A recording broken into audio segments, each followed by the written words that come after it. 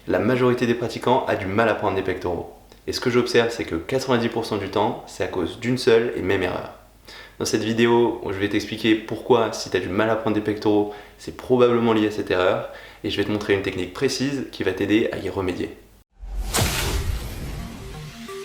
Salut, ici Nico, et bienvenue dans l'épisode 78 de Questions Muscu, la mini-série dans laquelle je réponds à vos questions sur la musculation tous les jours. Et aujourd'hui, on va voir quelle est l'erreur qui empêche la majorité des pratiquants à vraiment développer des pectoraux à la fois larges et épais.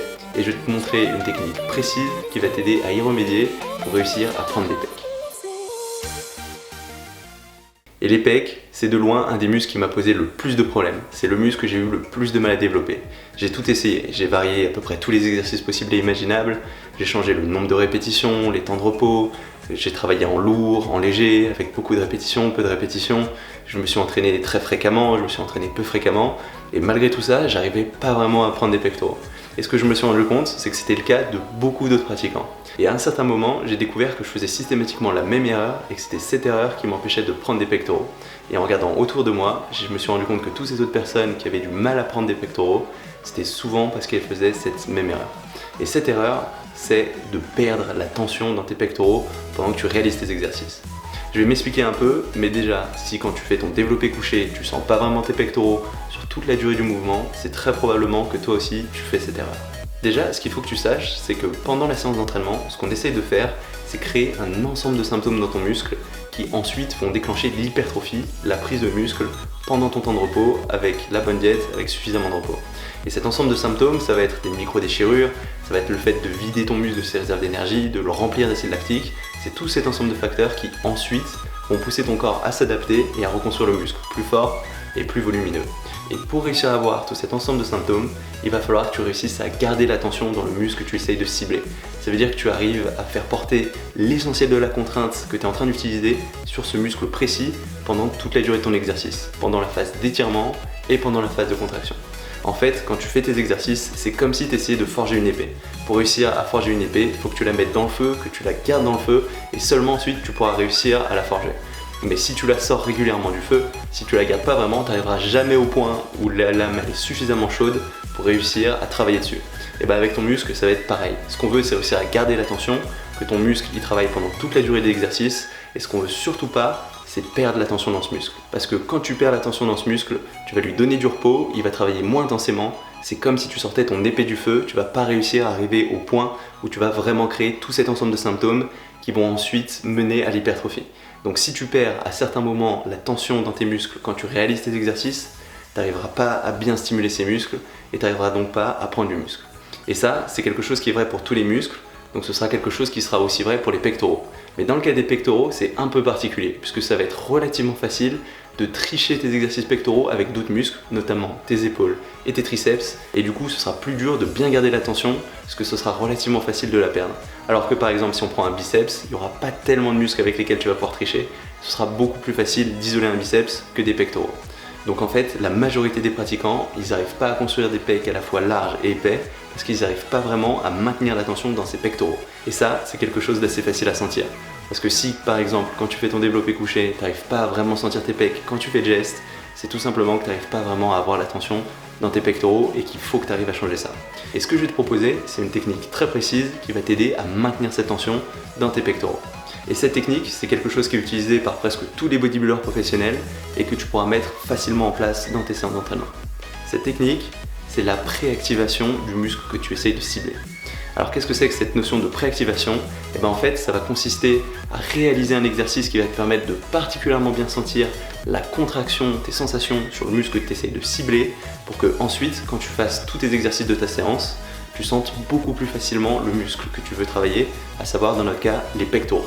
Et cet exercice que tu vas faire en début de séance, avant tes gros exercices, avant ton développé couché, tes dips, ce genre de choses, et ben on va le réaliser à la poulie. Puisque à la poulie, ce sera relativement facile de garder une tension continue, de bien sentir ta contraction et d'avoir un geste qui correspond à la contraction complète et naturelle de tes pectoraux, ce qui va nous aider à bien sentir cette contraction ensuite sur tous les autres exercices. Donc pour faire ça, ce qu'on va faire, c'est se mettre à la poulie, placer la poulie légèrement au-dessus de ta taille, attraper directement la poulie sans poignet.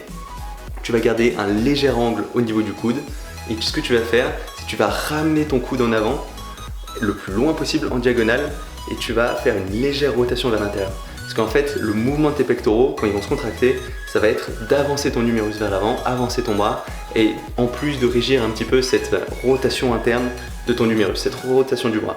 Donc quand tu vas avancer ton coude vers l'avant, que tu vas tourner ta main vers l'intérieur, tu vas complètement contracter tes pectoraux. Donc il faut vraiment que ton bras il arrive de l'autre côté de ton torse. Il faut que tu croises complètement ton torse et que tu essayes de tendre comme ça devant toi ce bras, toujours en tenant bien la poulie qui va t'aider à avoir une tension opposée à ton mouvement, à bien sentir la contraction de ces pectoraux. Et ce que tu vas faire, c'est contrôler d'abord bien la contraction, avancer ton coude le plus en avant possible, et ensuite tu vas contrôler le retour lentement, toujours en essayant de bien sentir tes pectoraux. Et tu vas pouvoir réaliser 5, 10, voire 15 répétitions, en fait, juste le nombre qu'il te faut pour bien sentir tes pectoraux. Donc sur cet exercice, on va vraiment se concentrer sur la contraction. On va mettre léger, il n'y a pas besoin de très lourd pour sentir tes pectoraux, et on va se concentrer sur un geste lent en faisant attention à la position de ton coude. Parce que si tu mets ton coude trop haut ou trop bas, tu auras tendance à rapidement engager l'avant de ton épaule. Donc si tu sens trop ton épaule, essaye de bouger ton coude, essaye de trouver la position dans laquelle tu sens le mieux tes pectoraux, et comme ça, quand tu vas avancer ton coude vers l'avant, tu devrais vraiment sentir tes pectoraux, pas tes épaules. Et cet exercice, il va faire une énorme différence. Ça va faire que quand tu vas arriver sur tes gros exercices, tu arriveras directement à sentir tes pectoraux. Et naturellement, ce sera beaucoup plus facile d'engager ces pectoraux sur ton geste. Bon, après, il faudra quand même faire attention à la position à la fois de tes épaules et de tes coudes sur tes gestes de presse si tu veux réussir à garder cette tension dans les pectoraux.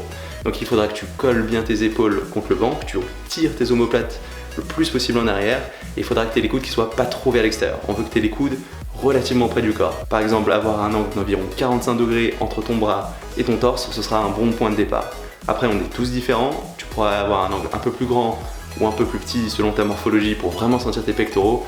C'est à toi de faire un peu des expériences autour de ça. Et une fois que tu auras tes épaules bien collées en arrière et une bonne position de tes coudes, ce sera beaucoup plus facile d'isoler ces pectoraux. Et comme tu auras fait cet exercice de préactivation avant, tu sentiras beaucoup plus facilement cette contraction et tu pourras maintenir la tension dans l'ensemble de tes pectoraux. Et le dernier facteur qui sera vraiment important pour réussir à vraiment garder cette tension, ce sera d'avoir un geste lent. Parce que plus tu ralentiras ton geste, plus ce sera facile pour toi de vraiment sentir ta contraction et de sentir éventuellement quand tu perds cette contraction. Parce que si tu vas vite, tu vas avoir de l'inertie, donc ton muscle ne va pas travailler de la même façon, ce sera moins évident de savoir si tu contractes bien le muscle, et du coup tu prendras beaucoup plus le risque de perdre la tension et de ne pas bien stimuler tes pectoraux. Donc l'important quand il s'agit de prendre des pectoraux, surtout si tu as du mal à prendre des pectoraux, c'est de réussir à avoir une bonne sensation dans ces pectoraux, de vraiment garder la tension pendant toute la durée de chacun de tes exercices. Et pour faire ça, cette technique de préactivation, c'est un vrai atout. Elle t'aidera à vraiment mieux sentir tes pectoraux et à bien mieux garder cette tension, à bien mieux garder cette contraction pendant toute la durée du mouvement sur chacun de tes exercices.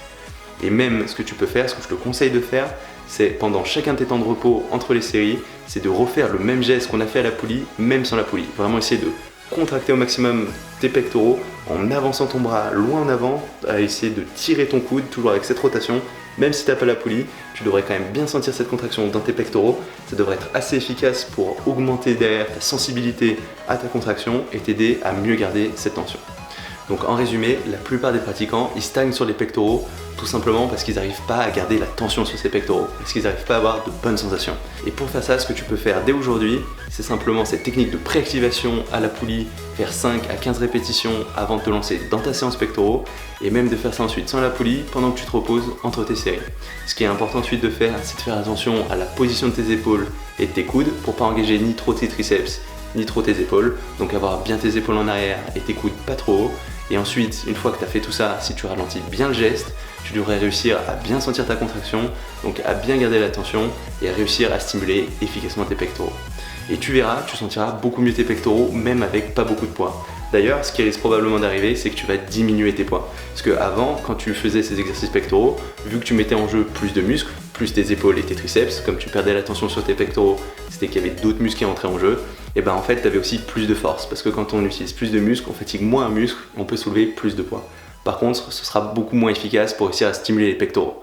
Donc même si tu utilises beaucoup moins de poids, le fait d'avoir ce geste avec cette tension continue, ce sera beaucoup plus efficace pour réussir à construire des pectoraux à la fois plus larges et épais. Et voilà, ça va être tout pour cette vidéo. Si jamais elle t'a plu, n'hésite pas à mettre un petit pouce bleu. Tu peux aussi t'inscrire à ma chaîne YouTube si tu l'as pas encore fait pour savoir quand je sors de nouvelles vidéos. J'en sors tous les jours et on se retrouve dès demain pour une nouvelle vidéo. Salut!